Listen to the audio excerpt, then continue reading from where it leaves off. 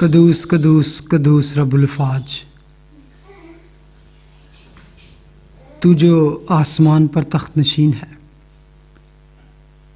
तू जो हमारी जान का लंगर है, तूने हमें अपनी पहचान दी है।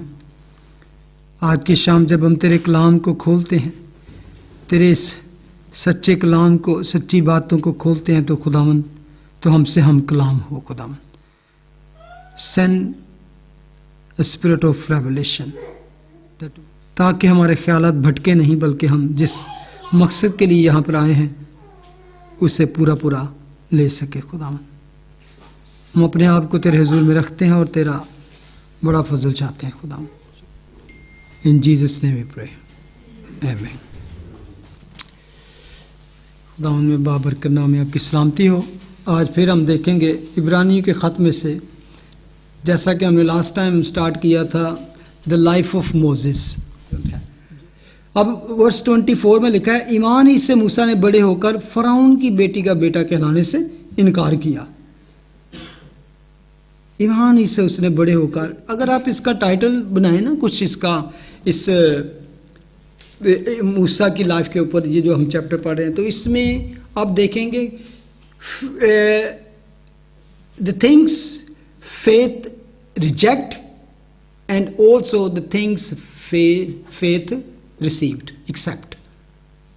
कुछ चीज़ें हमें फेथ से एक्सेप्ट करनी पड़ती हैं, बेशक उसके आगे कुछ नज़र ना आ रहा हो, और कुछ चीज़ें हमें बेशक अच्छी लगती हों, बेशक उसमें लगता हो कि यही हमारे लिए बेहतर है, but if is not the will of God we have to say no.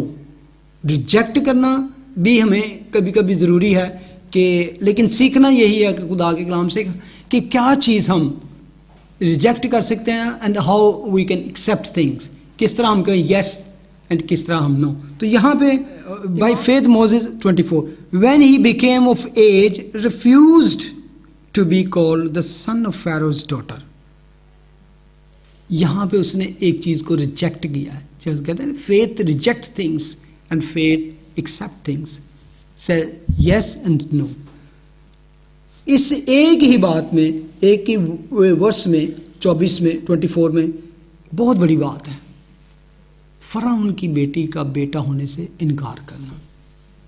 It's like कोई आज की दुनिया में बच्चा को इस तरह मलका लेके, क्वीन लेके अडॉप्ट कर ले, उसका अपना बेटा बना ले, तो थोड़ा सा बड़ा हो गया कि I don't want to be called your सन।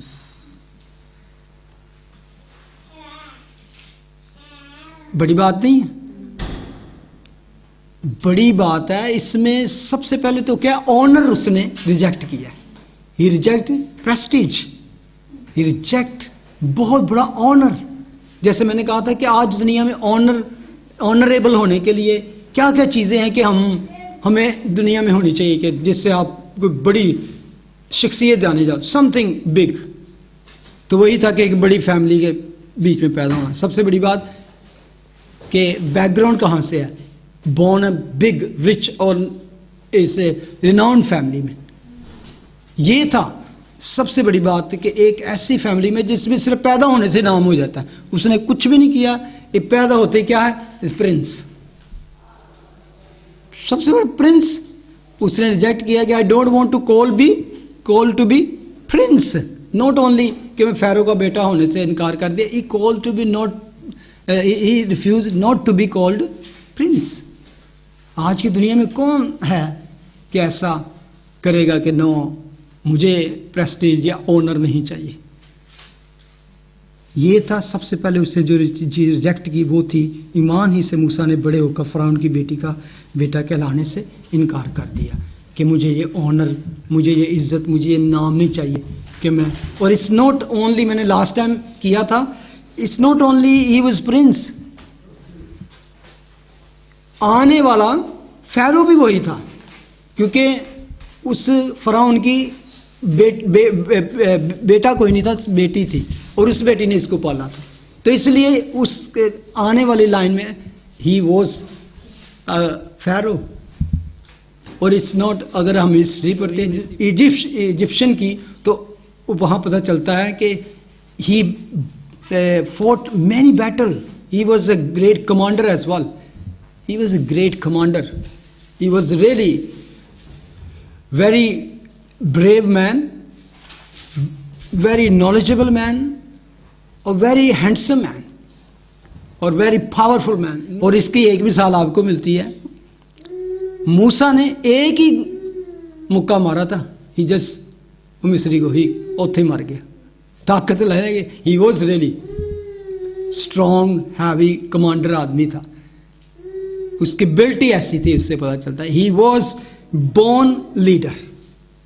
खुदा ने उसको पैदा किया, और उसको पैदा करने का एक मकसद था कि उसको खुदा कहाँ पैदा करना चाहता है. खुदा वहाँ पर भी उसके माँ बाप के घर में भी पाल सकता था उसको, अगर खुदा चाहता तो वहाँ पाल सकता था ना. वो थोड़ा बड़ा हो जाता या उससे पहले वो हुक्म जारी होता या बाद में होता कि ऐसे कुछ भी खुदा के हुक्म ही हो सकता कि वो अपने माँ बाप के घर में ही पले. Y God just took him into the palace, कि वो महल में पैदा हो, फराउन के महल में पैदा हो. क्यों आप समझ, अगर आपसे क्वेश्चन करूं, अगर खुदा चाहता उसको डिलीवर बना सकता था. खुदा यीशु मसीह को खुदा ने पैदा किया एक सिंपल गरीब यानी कि घराने में, कोई रिच फैमिली, कारपेंटर था वो उसका बाप, तो उसके साथ वही.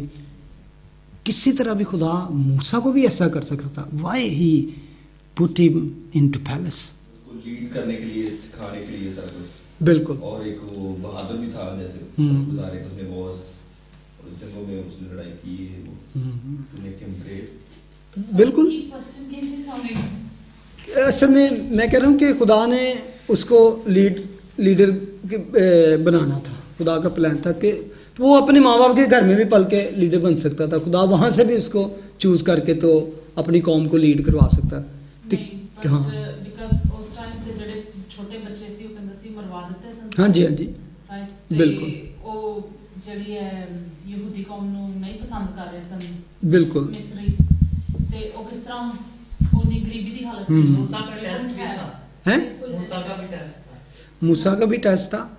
और यह जैसे कि मैंने लिखा कि पहले आपको टेक्स्ट में लिखा कि फेथ के अंदर डिसीजन भी है, क्योंकि खुदा ने हमेशा हमको पैदा किया फ्री विल.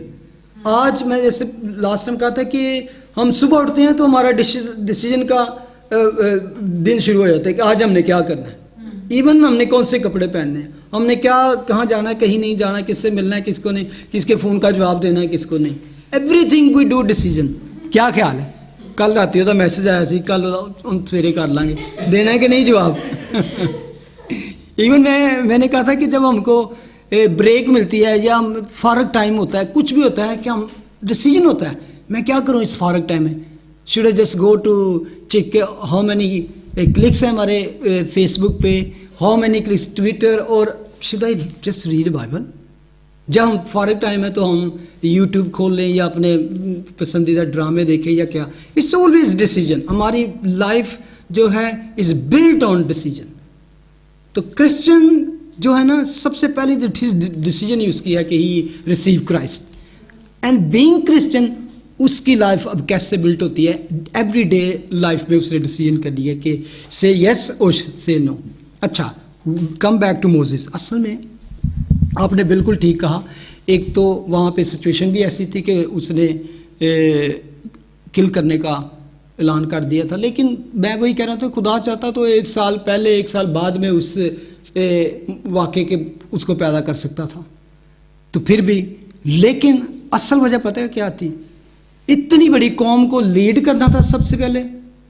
तो उस लीडर को, उस लीडर के दिमाग में ही गुलामी का शाइबा ना हो. उसने कभी गुलामी में वक्त ही ना गुजारा. वो ऑलवेज उसको पता हो कि आई एम. क्योंकि आप देखें कि इवन वो मुल्क के मिस्र से निकल भी आए थे तो वो दे ऑलवेज गो बैक. वो पिछे दी याद आती सी, उत्थे ऐसी उत्थे गुलामी दे ज़ेन. क्योंकि खुदा का कलाम कहता है they even brought up in the house of bondage. बच्चे जहाँ पे पैदा होते हैं ना, उनके माइंड में वही रहता है. मैंने जैसे कहा ना, आप बच्चे को पैदा करें, चाहे वो शाही खानदान में रॉयल, तो उसको पट्ठे वालों को दे दो, जिस पट्ठे बनाते लगे, वो ਵੱਡਾ होएगा, वो एडा जिदे साडे एली या जाए ने एदे बच्चे ईटा बनानियां सीख जाएंगे. उनके दिमाग में यही होगा कि दिस इज लाइफ, दैट वही अपने माँ बाप जो देखेंगे करेंगे उस तरह। और यहूदी वहाँ पे जो गुलामी के घर में वो थे, वो बॉन्डेज में ही थे, उनकी पूरी नस्ल वहाँ पे आपको ना, वो तो इसलिए खुदा ने पूरी नस्ल जो थी 20 साल से ऊपर थी, बियाबान में ही ढेर कर दिया उसको। कोई भी उनमें से सिवाय यशवा और केलब के मुल्क के प्रॉमिस लैंड में नहीं पहुंचा, क्योंकि उनका दिमाग जो था वो गुलामी में ही था। हम वहीं अच्छे थे, वहीं हम थे, वो हम बड़ा कुछ वहाँ पे, हालांकि आप उनकी हालत पढ़ें, वो कराते थे, जुल्म के नीचे थे। तो खुदा चाहता था ऐसा लीडर हो जो गुलामी उसको पता ही ना हो क्या हो, रूल करना। इसीलिए खुदा ने, और दूसरा he want him to be best knowledgeable बंदा। और उसके घर में इमाल की किताब में देखते हैं कि उसने मिस्र के सारे बेस्ट अलूम जो थे, नॉलेज थे, जितने उस वक़्त हो सकते थे, सबकी तालीम पाई।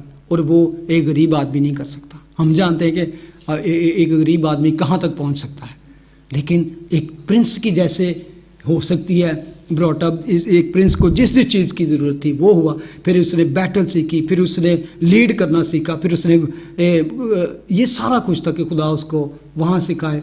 और जब उसको वापस, और ये सारी चीज़ें अब ये आता है कि ऐसे ऐशो शरत में पला हुआ बच्चा हो, मैं समझता हूँ इट्स बिग डिसीजन कि उसको छोड़ के तो एक ऐसी ज़िंदगी गुजारनी। और उस वक्त वो मैच्योर था जब 40 ईयर्स के बाद खुदा ने कहा, अगर खुदा ने उसको सिचुएशन ऐसी क्रिएट की, he had to make decision, तो उसने कहा कि नहीं आगे। यहाँ पे सबसे पहले तो उसने अपने ऑनर को छोड़ा, प्रेस्टीज छोड़ा, आने वाला जो उसका तख्त व ताज का मालिक होना वो छोड़ा। आगे वर्स 25 पढ़े जरा, एक और चीज़ उसने छोड़ी, इसलिए कि उसने गुनाह का चंद रोज़ा लुत्फ़ उठाने की निस्बत खुदा की उम्मत के साथ बदसलूकी बर्दाश्त करना ज़्यादा पसंद किया। यहाँ उसने क्या किया, इस big thing, choosing rather to suffer affliction with the people of God than to enjoy the passing pleasure of sin. Passing pleasure of sin, गुनाह का मज़ा। यहाँ पे पता है क्या साबित करती Bible? Yes, the sin have fun. sin में बहुत मज़ा है।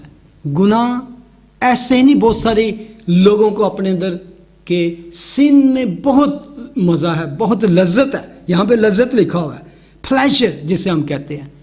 सिन इतना अट्रैक्टिव है कि लोग जानते हुए भी कि ये वे जो है गलत है, दिस इज रॉन्ग, इसके बावजूद खिंचे चले जाते हैं गुनाह की तरफ, खिंचे चले जाते हैं। तो वो कह रहा है कि यस आई नो कि मैं तख्त व ताज में बैठ के हुकूमत करके I can enjoy my life, I can have lot of fun, lot of parties, जो मैं चाहूं मैं कर सकता हूं। लेकिन even the sin is pleasure, sin have fun, but is momentary, seasonal, it will finish one day, you have to give account for that. और ये उसने सोचा कि rather enjoyment, fun of the world और एफ्लिक्शन। उसके सामने क्या थी, ऑपोजिट क्या था?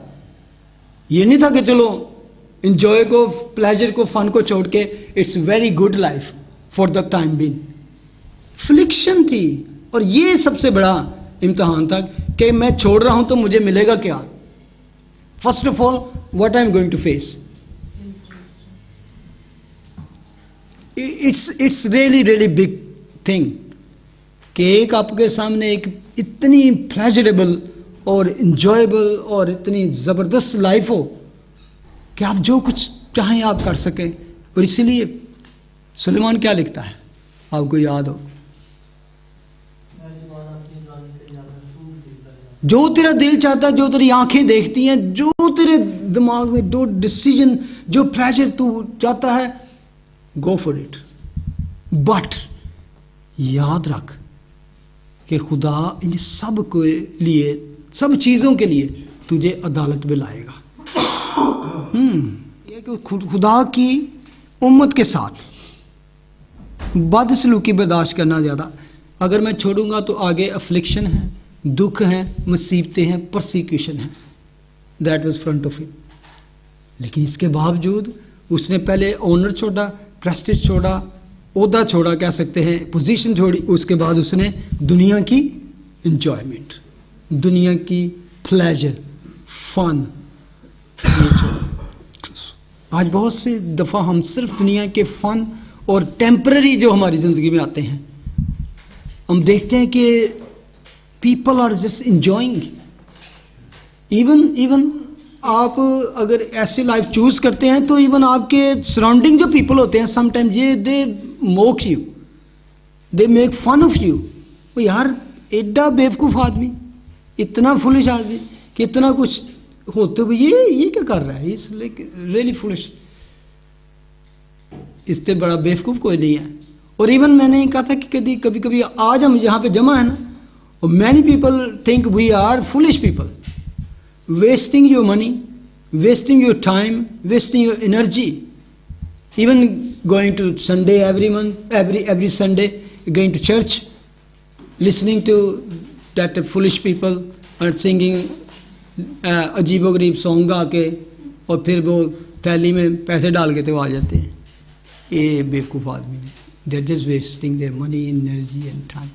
लेकिन that is also your decision of your life. Yes, वे जो कुछ लोग कहें हम उनको एक कान पे हटाते, हम बेश ये भी बदसलूकी और आप दूसरों की आपको परसिक्यूशन ही है जो आपको अगर ऐसे करते हैं। You are bearing that but still you are walking on that way because this is better than that joy and pleasure of the world which temporary. इसके बारे में अय्यूब की किताब निकालें, जॉब चैप्टर 20 वर्स 5 को पढ़े। यहाँ पे बड़ी सख्त ज़ुबान इस्तेमाल की कि वो लिखता है कि शरीरों की फतह चंद रोज़ा है और बेदीनियों की खुशी दम भर की।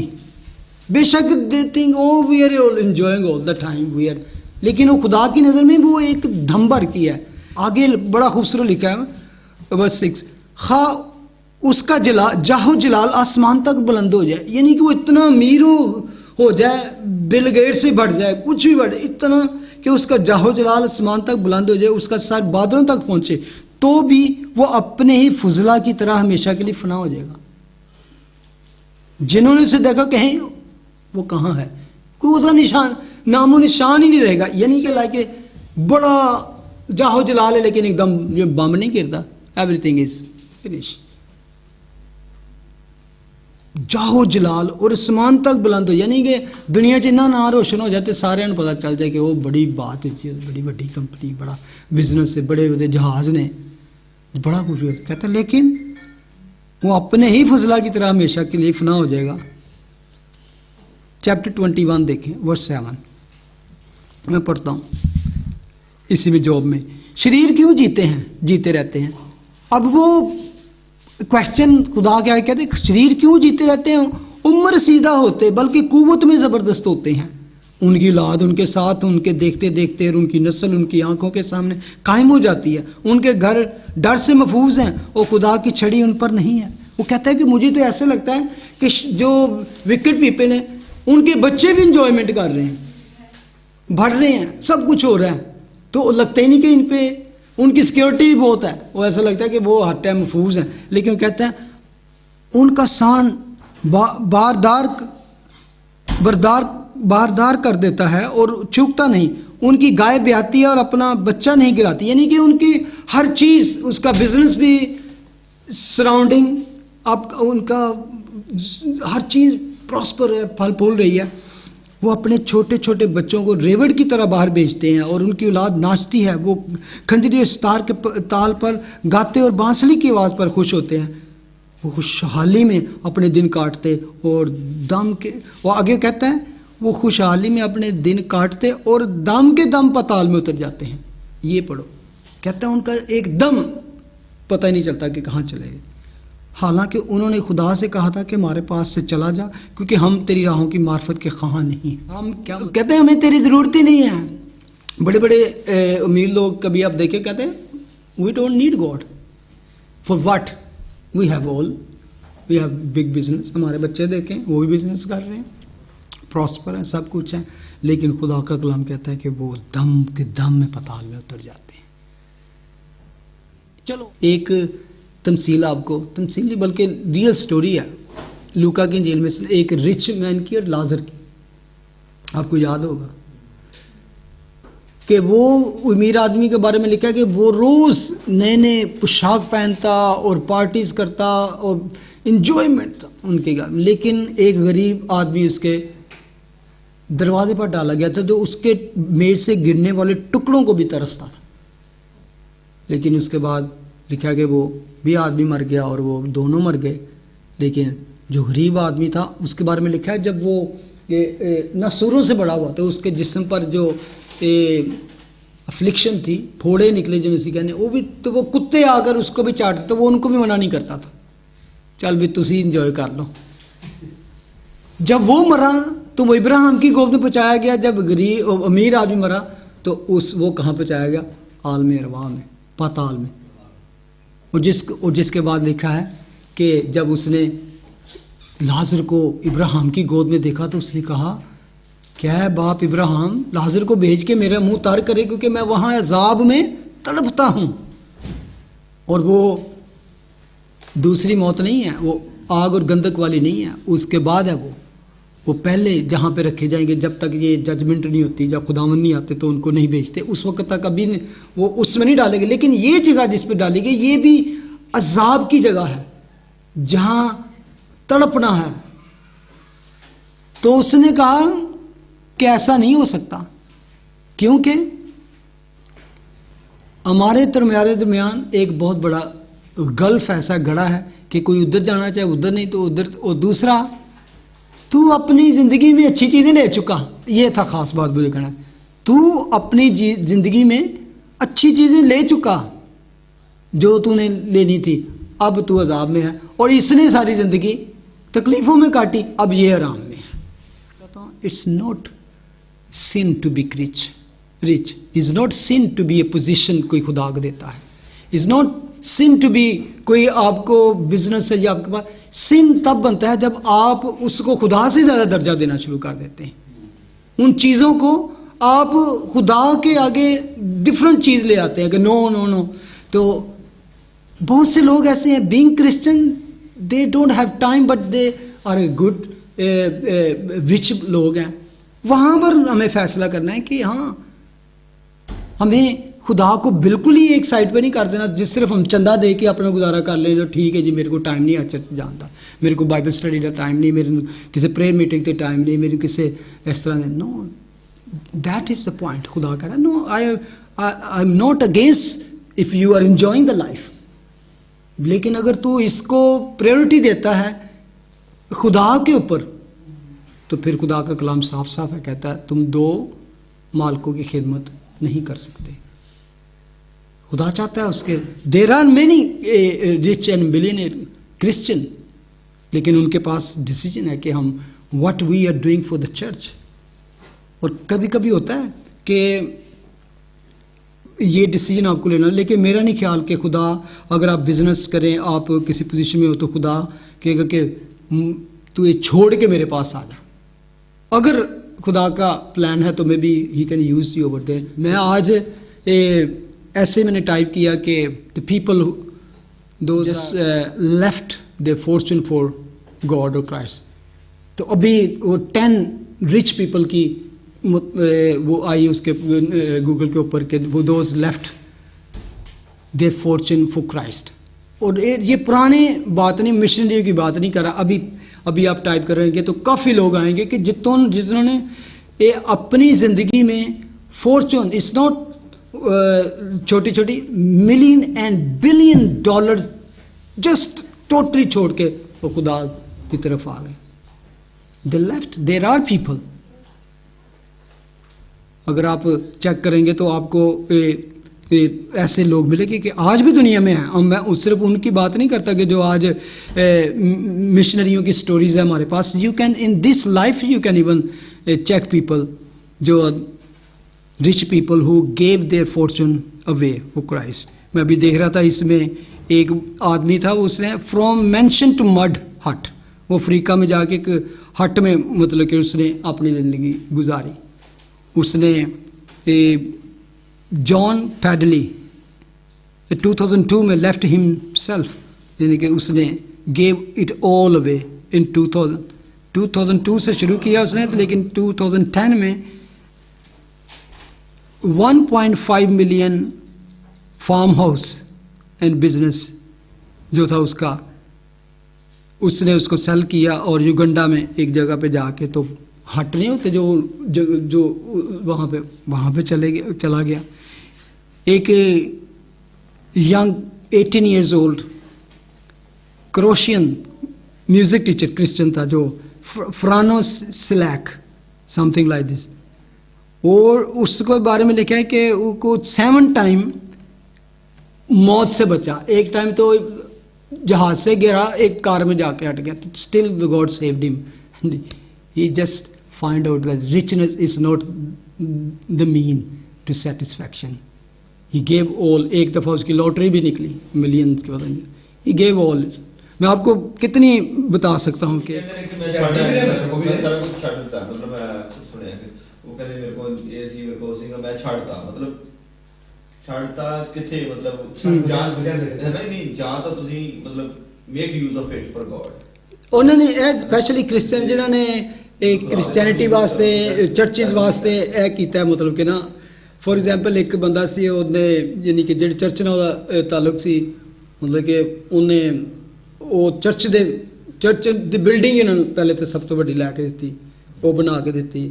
ਫਿਰ ਉਹਨੇ ਕ੍ਰਿਸਚੀਅਨਸ ਫੈਮਲੀਜ਼ ਦੇ ਵਿੱਚ ਕਈਆਂ ਨੇ ਕੀਤਾ ਕਿ ਸੀਕ੍ਰੇਟਲੀ, मतलब कि ਉਹਨਾਂ ਨੇ ਕੀਤਾ ਇਸ ਤਰ੍ਹਾਂ। ਲੇਕਿਨ ਸਪੈਸ਼ਲੀ ਮੈਂ ਉਹਨਾਂ ਦੀ ਗੱਲ ਦੱਸ ਰਿਹਾ, ਈਵਨ बिल गेट की भी डोनेशन करता है, चैरिटीज़ करता है, वो तुम देखो। यानी कि इवन पिछले दिनों में स्टोरी थी इसके, जो हॉलीवुड का एक्टर नहीं, ये जैकी चैन, उसके उसने अपने बेटे के लिए कुछ नहीं, पता नहीं वो कोई ड्रगी था या कुछ इस तरह के उस पर केस थे, उसने कहा कि मैं, उसने अनाउंस कर दिया कि इसके लिए मैंने कुछ नहीं छोड़ना, इस तरह की उसने, मैंने पढ़ी थी स्टेटमेंट इसकी। तो ऐसा मैं समझता हूँ कि खुदा का कलाम तो कहता है कि मुबारक है जो अपने बच्चों के लिए मिरास छोड़ता है। मैं ये नहीं कहता कि वो दे दे, वो मिरास छोड़ता है, लेकिन हमें यानी कि ये देखना है कि हमारी पहली जो खुदा के साथ कमिटमेंट है, हम बच्चों तक वो पास की है कि जब हम उनके सिर्फ दौलत ही पास करें, में भी ये दौलत उनको गुनाह की ज़िंदगी में धकेल दे। दौलत भी दो उनको, लेकिन उससे पहले ऐसी लाइफस्टाइल दो, ऐसी खुदा के साथ हो कि वो दौलत ना भी उनके पास रहे तो खुदा के साथ जुड़े रहें। वो बाप से सिर्फ इसलिए प्यार ना करें कि उसके पास दौलत है। असल में यही था कि खुदा ने उसके सामने डिसीजन रख दी। मिस्र की जब बात करते हैं उस वक्त मिस्र समझ लें कि वर्ल्ड पावर उससे बड़ी पोजीशन है। तो खुदा ने उसको कहा हाँ ये तेरे सामने है, और ये बियाबान और मुसीबतें और दुख, तो उसने उसको किक करके तो खुदा के साथ मुसीबतें सहने को कबूल किया। ये डिसीजन है फेथ का। हम असल में ईमान की बात कर रहे हैं। जब हम ईमानदार हैं, मैं समझता हूँ कि खुदा का कलाम कहता है कि इवन रास्तबाज आदमी को कहता है कि उसके बच्चों को मैंने भीख मांगते नहीं देखा। साधक अगर ना भी छड़े कुछ तो खुदा उन्हों की हिफाजत करता है। जॉर्ज मुलर, इसके बारे में आप सुना है, बहुत ज़बरदस्त मिशनरी था। तो इसकी मैं टेस्टमनी पढ़ रहा था कि मैं तो जेल में मुझे उन्होंने कर दिया, क्योंकि गवर्नमेंट उसको कहती थी कि इस तरह प्रीच ना कर, ये ना कर, तो उसे जेल में कर दिया। तो जेल में भी वो ऊंची ऊंची प्रीच करता था, तो बाहर आके लोग दीवार के साथ खड़े होके तो वो भी सुनते थे। तो वहाँ भी फिर उन्होंने उसको एक ऐसे रूम में बंद कर दिया जहाँ भी उसकी आवाज़ बाहर ना जा सके। तो वहाँ पर उसने वो बुक लिखी, पिलग्रिम प्रोग्रेस। वो उर्दू में भी उसका ट्रांसलेशन हो चुकी है, मसीह का सफ़र को इस तरह का ना। तो उसको एक दिन वो सोच रहा था कि उसके 5-6 बच्चे थे, तो थोड़ी सी फिक्र उस बात से हुई। वो कह रहा था कि हाउ विल, तो फिर उसने लिखा कि मैं इतना सैड था, तो I was just giving up my hope on the Lord just for my wife and children. Then he bowed down and he asked forgiveness for God. उस डंजर में बैठ के उसने वो बुक लिखी। तो वो book best seller of the year हुई अभी तक वो बोली। तो वो सारी रॉयल्टी उसके बच्चों को मिलती रही। खुदा कभी भी नहीं भूलता अपने लोगों को। यानी कि मैं एक टेस्टमनी बता रहा हूँ। He also mentions pleasure and patience. हाँ जी, So, I mean, he came across a pleasure, but God said, no, wait, have patience. You will eventually get there. You know, that's the kind of sort of thing. Pilgrim progress कभी आप पढ़ेंगे, book is really touching and really powerful book है। मैं इसलिए कभी कभी कहता हूँ कि read the life of missionary outside the Bible. Do not just go for 5 ways to how can you be rich, 5 ways to how can you to make this and make this a happy life or marriage life or life। उसके बाद Bible के बाद best books हैं life of missionaries. आप उस missionary को जानते हैं जिसने चाइना में अपना सही फॉर्चून छोड़ के he just left everything and went to China. और चाइना में लोगों ने इतना परसिक्यूट किया, कई दफ़ा मार के, एक दफ़ा सुना है कि बाहर उसको फेंका। ही केम बैक, लेकिन वहाँ रह के उसने फिर उनका लिबास, उनका खाना, सारी उम्र उसने वही लिबास पहना जो चाइनीज नहीं पहनते थे इतना। तो वहाँ की लैंग्वेज सीखी, सब कुछ छोड़ के मसीह के लिए उसने, और वहाँ एक कलीसिया कायम की। उसके बारे में फिर कितनी कलीसियाँ वहाँ पे कायम हुई। मैनी पीपल, विलियम कैरी जो इधर से ब्रिटिश रूल के टाइम इंडिया गया, और मोची था जूतियाँ गाड़ने वाला, तो उसकी लाइफ पढ़ें आप। एक अगर यूट्यूब पे टाइप करेंगे ना, कैंडल इन द डार्क, उस पे ऊपर बनी हुई है, वंडरफुल मूवी उसकी लाइफ पे बनी हुई है। वहाँ even he lost his son, his wife, and he was just literally, आप कह सकते हैं कि आप पूछें क्या उसने वहाँ पे किया। He translate Bible in many Indian language, Bengalis, Urdu, तो इवन हिंदी और मैनी लैंग्वेज वहाँ पर। और वहाँ पे आज भी उसके नाम की एक बहुत बड़ा बाइबल कॉलेज है। खुदा अपने लोगों को इस्तेमाल करता है। ठीक है, आगे अगर वर्स 26 पढ़े, और मसीह के लिए लान तान उठाने को मिस्र के खजानों से बड़ी दौलत जाना।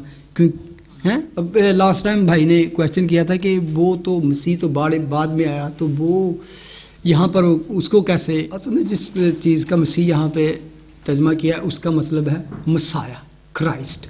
तो ये सारे यहूदियों को जितना भी उनका कलाम था मसाया के बारे में लिखा था, Messiah will come, Messiah will rule. और दूसरा और एक बात है कि जिसको कह सकते हैं कि उसको पता था कि आई एम चोजन, मैं खुदा का चुना हुआ हूँ। तो उस टाइम के लिए even he is going to be messiah for the nation. As a deliverer of God I am ready to take this affliction, persecution, लान तान, सारा कुछ उसने एज असल में अगर देखे, अगर मसाया तो वैसे था, लेकिन उस वक़्त ही नोस। आपको याद होगा कि जब वो अपने भाइयों के पास आया तो उसने कहा कि शायद ये मुझे जान लेंगे कि आई एम द वन जो उनको छुड़ाएगा, लेकिन उन्होंने कहा चल चल तू ओदे वांगू मिस्री वांगू तू सानू ही मारेगा। वो उल्टा उसकी तरफ हो गए, तो फिर उसे छोड़कर भागना पड़ा। वो फिर चला गया, तो उसने कहा इन्होंने तो मैंने कबूल ही नहीं किया। Then God sent him again back after 40 years. जब 40 years उसने देखा, खुदा ने उसकी तरबियत की बियाबान में as a shepherd, then God send him back. और वो जाना नहीं चाहता था, आपको याद होगा अगर आप पढ़े, जब खुदा ने उसका जलती हुई झाड़ी में उसको देखा तो उस वक़्त भी उसने जाना नहीं चाहा, लेकिन आखिर खुदा ने कहा गो, लान तान उठाने को मिस्र के खजानों से बड़ी दौलत जाना। वाई हम कभी कभी जब ये भी आप बात कर रहे थे कि आप भी कह रहे थे कि ये जस्ट छोड़ देना, इट्स नॉट सेंसिबल थिंग कि सब कुछ छोड़ के तो आप for what. Even Moses never left everything just for what, nothing. आगे अगर पढ़े पूरी वर्ष तो क्या लिखा है, esteeming the reproach of Christ greater richer than the treasure in Egypt। ठीक है, क्योंकि एंड पहले for he looked to the reward, he knew something better is there।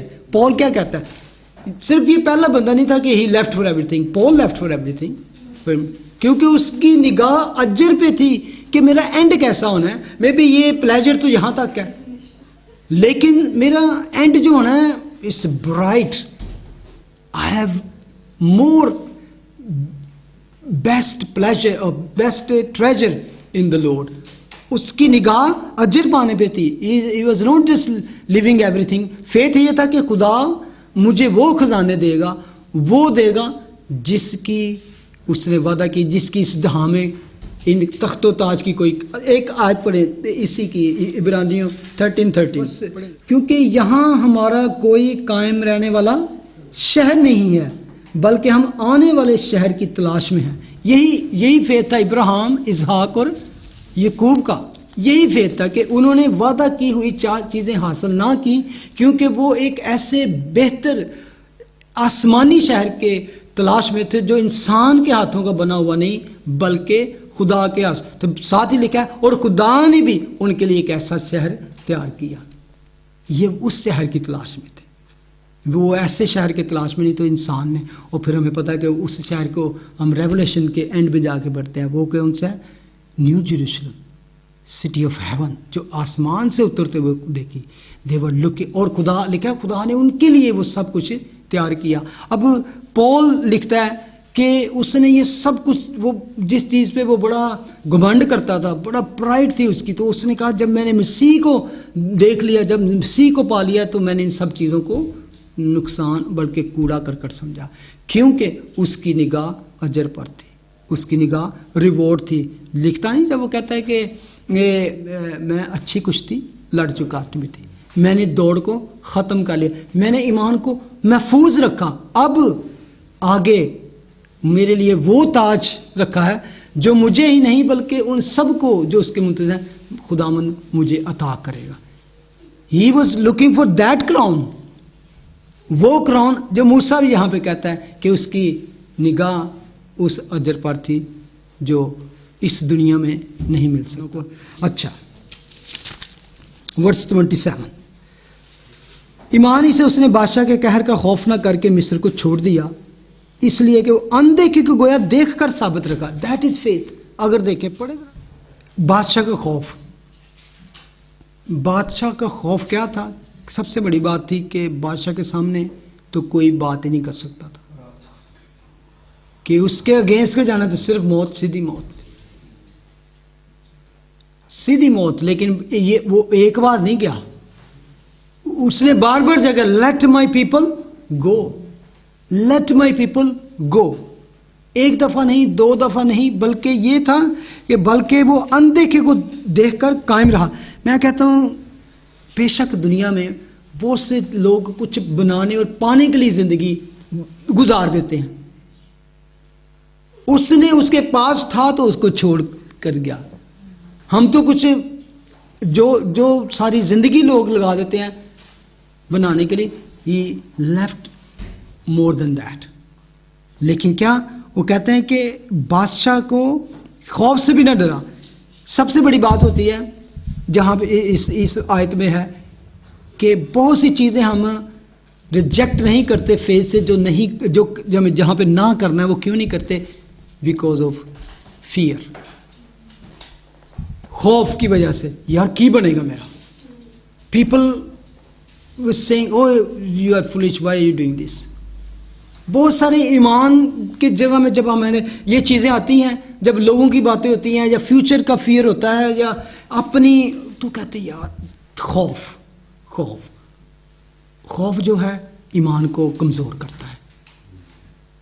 तो कहता है बादशाह के कहर का खौफ ना करके मिस्र को छोड़ दिया। और बादशाह का खौफ क्या था? कि ये छोड़ेगा नहीं मुझे, इवन हम निकल भी गए तो ये पीछे छोड़ेगा नहीं बादशाह। उसको पता था कि फ़ारो क्या होते हैं,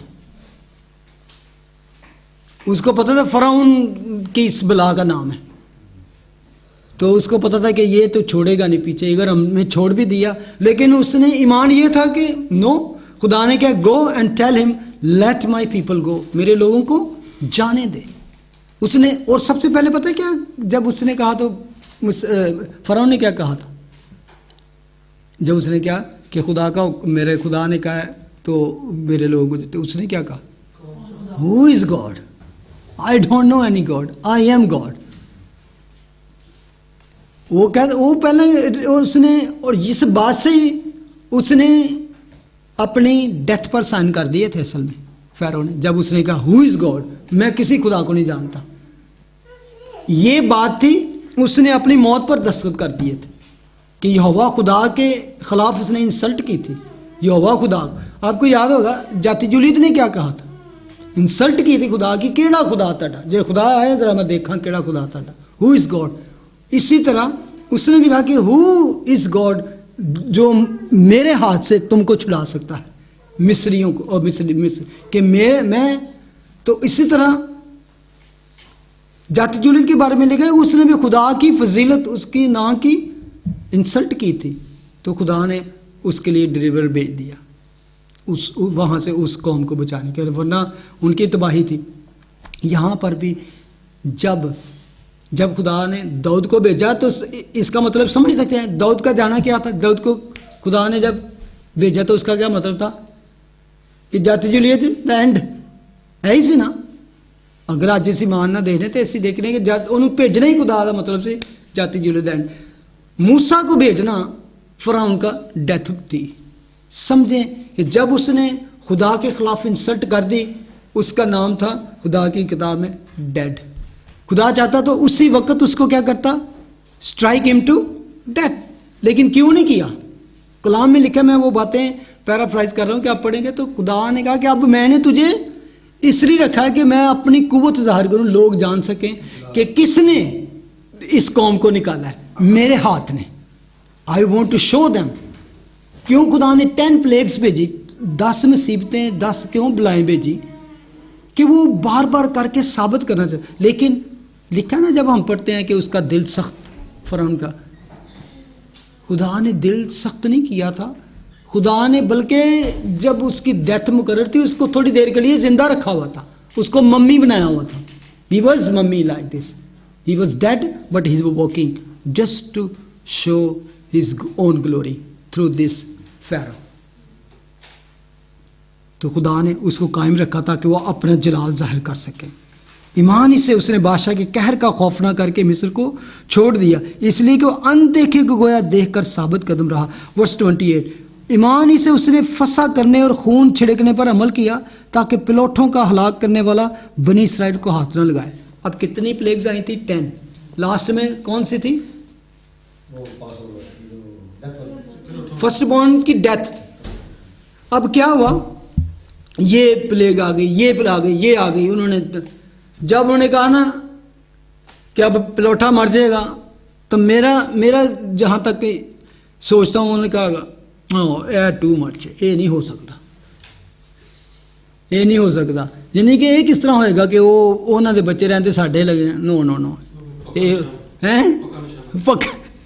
उन्होंने कहा नहीं नहीं नहीं। और आप अगर प्लेग्स के बारे में पढ़े, इस फैसिनेटिंग स्टडी के किस तरह खुदा ने अपने जो जश्न का इलाका था ना, जहाँ पे रोशनी रही, जहाँ पे प्लेग का एक मच्छर तक नहीं गया, लेकिन उनके पूरे मिस्र में तबाही, बर्बादी, खून और जो जितनी बलाएँ आई, मच्छरों की, टिड्डियों की, मेंढकों की और बलाओं की, जो भी आई, खून बन गया सारा पानी। लेकिन जहाँ पे इसराइली थे वहाँ बिल्कुल पुरसकून रहा, रोशनी भी रही और कोई बीमार भी नहीं हुआ।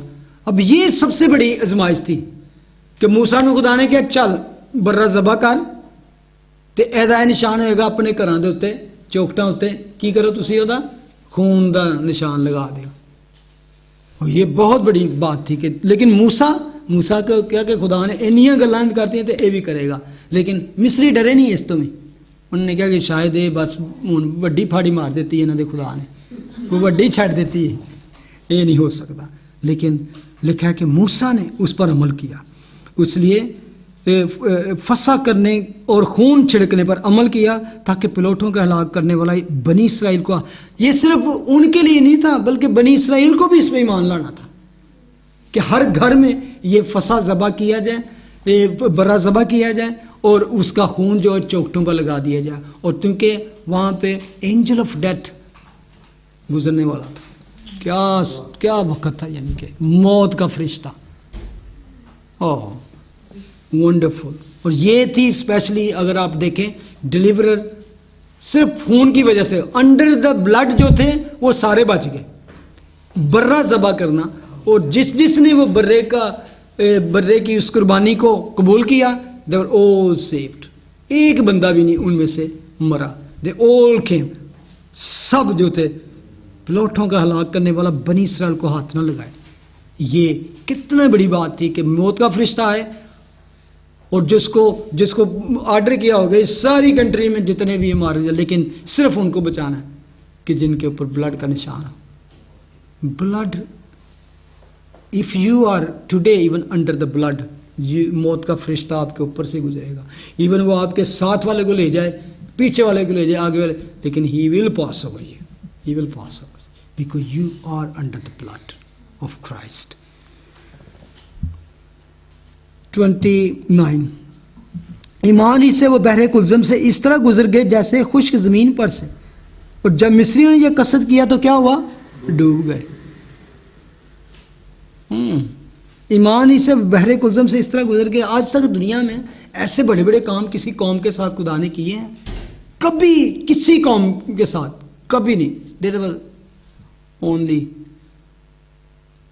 Chosen people. मैंने कहा था चोजन पीपल।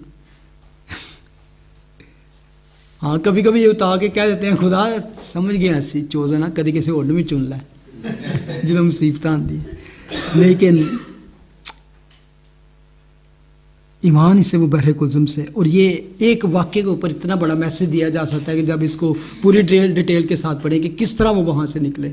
एक एक चीज़ को अगर आप दोबारा जाके स्टडी करेंगे ना, खरूज की किताब में से 12वें बाब से चैप्टर 12, एक एक चीज़ आपको स्टडी करें और just think about Christ, and you will find on every page कि it's just Christ, about Christ, how the Lord saved us, how. और फिर बियाबान में जो वाक़यात हुए उन सारों के साथ जीसस का लिंक है, जीसस का लिंक है। Everything, every event, every accident, every miracles happen Exodus में, it's all connected to Christ.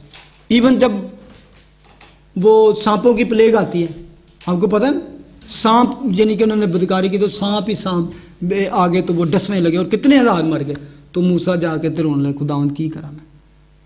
तो उन्होंने क्या कहा? सूली बना, एक ऐसी बलि पे चढ़ा दे तो जो उसकी तरफ निगाह करेगा वो बच जाएगा।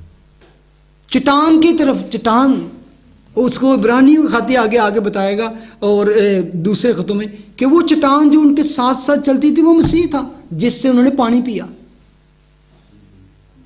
I am the living water, खुदावंद कहना। हर एक चीज में आप देखें, कभी मौका मिला तो फिर we will go back Genesis, एंड दिल करता है कभी कभी। It's really wonderful. वो आप खुदा का सही पता चलता है कि who is Jehovah God, who is really God. और मैं आपको हमेशा कहता हूँ कि जेनेसिस जो है it's very important book to read, ताकि आप आगे जाके मिरेकल्स और मसीह के कामों को देख सकें, व्हाई इट्स ऑल हैपनिंग। और जब मिस्रियों ने कसद किया, अब देखो, वही समुंदर है, वही जमीन है, और उसी तरह वो बेचारे जब वो निकल गए जब इसराइली, तो उन्होंने कहा अच्छा चलो असी भी इन्होंने पीछे चलने हैं। किस तरीके ना खुदा उन्होंने बचाता है, वो लिखा वो पूरे वो डूब गए। और आज बहुत से इस तरह की डॉक्यूमेंट्रीज और इस तरह एविडेंस मिल चुके हैं कि आज भी वो चैरियट्स और ये सारी चीज़ें समुद्र के नीचे पड़ी हैं। देखिए किसी ने कभी वो जाके जहाँ जिस जगह से गुजरे हैं वो फाउंड भी कर लिया प्लेस के, जहाँ जो जगह थी वो इस तरह की है कि आप समुद्र डेड सी है, वहाँ से वो बहुत शैलो है, और उसके जहाँ जिस पास से वो गुजरे थे उनके दूसरी तरफ बहुत डीप है जगह, और वहाँ पर चैरियट्स और जो उनके, क्योंकि उस वक़्त के उनके नेज़े वगैरह ये चीज़ें थी, अभी तक वहाँ पे है नीचे। आप कभी यूट्यूब पे जाके देखें जाके कि किस पास से गुजरे, तो वो बहरे कुलसम के बारे में जैसा इतने लिखेंगे ना, मूसा के बारे में कि इसराइली जब वो जिस राह से गुजरे।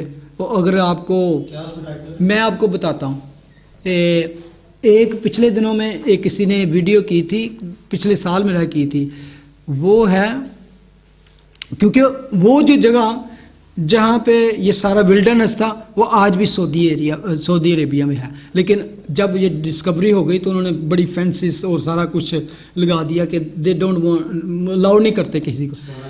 आज भी पता चलता है आपको कि जहाँ से वो पानी जिस चट्टान से निकला वो भी उन्होंने पा लिया। और इस आप देखेंगे ना तो आपको ये डाउट जो होता है ना कि यार पता नहीं है सही कि नहीं, no you will certainly believe yes if you already have read Exodus, आपके अगर उसके सामने रख लें, इतनी ज़्यादा ऑथेंटिक है वो। मतलब अच्छा, ईमान ही से बहरे कुल्ज़म से वो इस तरह गुजर गए जैसे खुश्क ज़मीन पर से, और जब वो मिस्र ने यह कसरत किया तो डूब गए। तो आज हम अगर देखें तो क्या सीखते हैं कि कितनी चीज़ों में उसने डिसीजन लिया। पहले क्या उसने छोड़ा, प्लीज़, प्रेस्टीज, ऑनर, फिर दुनिया का प्लेजर, फिर क्या है कि मसीह के लिए रिसीव करना, लान तान, he reject something in see accept something, क्या परसिक्यूशन, और क्या उसके लिए लान तान, और उसकी कौम के साथ बदसलूकी के साथ। This he received, he reject the pleasure and receive accept the affliction. Some time हमें दुनिया में ये करना पड़ता है। सिर्फ यही ना देखें कभी कि ज़िंदगी यार ये छोड़ दिया, ये इस रात से फिर गए तो मेरे मुसीबतें आ जाएंगी। लेकिन अगर आपका फेथ कहता है नो ये हमारे लिए ठीक नहीं है, तो go with faith, go by faith, say no. Sometime you have to say no by faith, क्योंकि हमें लगता है इससे हम बड़ा कुछ कर सकते हैं, इस राह में जाने से। Something we can gain, something can build, something we can gather, जमा कर से बना सकते हैं लेकिन इफ इज ज़रा सा भी शक है आपके दिल में, नो इसकी वजह से खुदा के साथ तो हम नाफरमानी तो नहीं कर रहे, या इससे हम खुदा से दूर तो नहीं चले जाएंगे, खुदा से हमारा खुदा नाराज़ तो नहीं होगा। You can just search your own heart. मैं समझता हूँ अगर तो हम मसीह के हैं, हमारे दिल में रहता है, वो आपको बताएगा, आपका ज़मीर, आपका रूह, खुदा का रूह आपको गाइड करेगा। क्या ख्याल है, करता है खुदा का रूह। सम टाइम आपको लगता है यार कि करने से की फ़र्क पैदा है, लेकिन अंदर कह रहे हो नहीं यार है ठीक नहीं, जस्ट टेक दिस स्टेप। और अगर फिर भी कन्फ्यूजन है, वो कदम चुक जाओ, Lord guide me, Lord teach me, Lord guide me, I want you guidance. हाँ, और पता हाँ ये नहीं होती, लेकिन हम दुखी हो जाते हैं, ये नहीं होना, ये कबूल करना है हमने नीयत से किया काम लेकिन नहीं हुआ, खुदा की मर्जी। ये और ये बड़ी अच्छी बात की है कि जब हम ये कबूल कर लेना कि हमने दिल से किया है काम, हमने पूरी नीयत से किया है, तो लेकिन नहीं हुआ, take it positive, take is the will of God. ठीक है, किसी ने बड़ा अच्छा कहा कि happy man is not one who has the most, happy man is the one who need the least. समझे हैं? जॉय आप कह सकते हैं कि हम अक्सर समझते हैं कि हैप्पी और प्लेजर और जॉय उसके बाद है जिसके बाद ढेर है। मैं समझता हूँ जॉयफुल वो बंदा है जिसको कम से कम नीड हो, नहीं मनु नहीं चाहिए और मैं ठीक है। पॉल कहता है अपने अंदर डंजन से बैठा है, जेल में बैठा हुआ है, और वो उसके पास मिलने के लिए आता है, तो कहते हैं तेरे लिए, तो कहता है I have all, even I have abundant. और उसके पास जेल में क्या होगा, कोठरी में एक प्याला होगा, एक वो मट्टी की बनी हुई जो प्लेट होगी, तो या एक कोई टेबल पे पेन कोई लिखने वाली दवात होएगी, कलम दवात, तो वो कहते हैं आई हैव ऑल, मेरे पास सब कुछ है, I have abundant. So let's say God, whatever He. ओ बूढ़ी औरत, दो दमड़ी वाली, खुदावन, मैं आज के बल कल पढ़ रहा था इसके बारे में कि खुदावन हैकल के खजाने के सामने बैठे देख रहे थे कि लोग चंदा किस तरह डालते हैं। ये लिखा हुआ है कि वो अपने हदिये और चंदे किस तरह डालते हैं, तो कई अमीर आ रहे, कई बड़े बड़े आ रहे। तो जब खुदावन ने उस बुढ़िया को देखा तो खुदावन ने कहा He gave most. He gave it all even.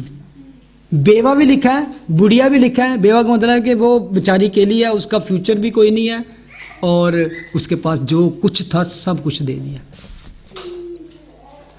खुदावन तेरा शुक्र, तेरी हमद, तेरी तारीफ हो। तेरे बेटे यीशु के नाम में हम तेरा शुक्र करते हैं। बेशक खुदावन हमारे पास जो कुछ है, अगर हम गौर करें तो हम बहुत से लोगों से बेहतर हैं खुदा, हजारों लाखों लोगों से बेहतर है खुदावन। और सबसे बढ़कर खुदावन तू जो हमारा खजाना है खुदावन, ग्रेट ट्रेजर है खुदावन। और इस दुनिया में अगर खुदावन हम बेशक कुछ ना भी पाए, लेकिन यू आर अवर ट्रेजर। इसलिए तूने कहा कि जमीन पर अपना माल जमा ना करो, बल्कि आसमान पर, जहां ना चोर चोरी करता है ना कीड़ा जंग लगाता है, क्योंकि जहां तेरा माल है वहां तेरा दिल भी लगा रहेगा।